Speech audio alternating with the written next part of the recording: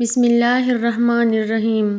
چھپ کر صدقہ دے، نیکیاں بڑھتی ہے، مصیبتیں ٹل جاتی ہے۔ ہر کام اللہ پر چھوڑ دے، پریشانی ختم ہو جاتی ہے، دل مضبوط ہو جاتا ہے۔ جو لوگ دوسروں کے زخموں پر مرہم رکھتے ہیں، اللہ ان کے زخموں کا علاج کر دیتا ہے۔ زندگی مختصر ہے، اس لیے لفظوں میں مٹاس اور دل میں محبت رکھو۔ وقت اور الفاظ دونوں قیمتی ہیں، انہیں سوچ سمجھ کر استعمال کرو۔ خوش اخلاقی وہ زیور ہے جو ہر انسان پر خوبصورت لگتا ہے۔ جو شخص اپنی زبان نرم رکھتا ہے وہ بہت سے دلوں میں جگہ بنا لیتا ہے۔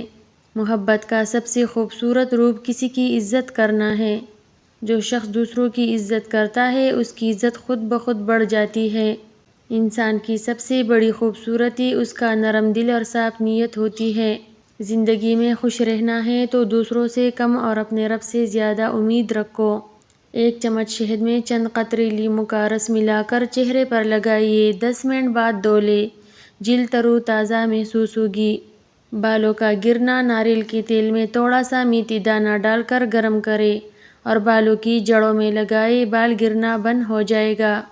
پیروں کے سیاہ نشانات، لیموں کو 2 حصوں میں کاٹ کر اس پر جو کا آٹا لگائیں اور پیروں پر مساج کریں، 5 منٹ بعد دھو کر پیٹرولیم جیلی لگائیں۔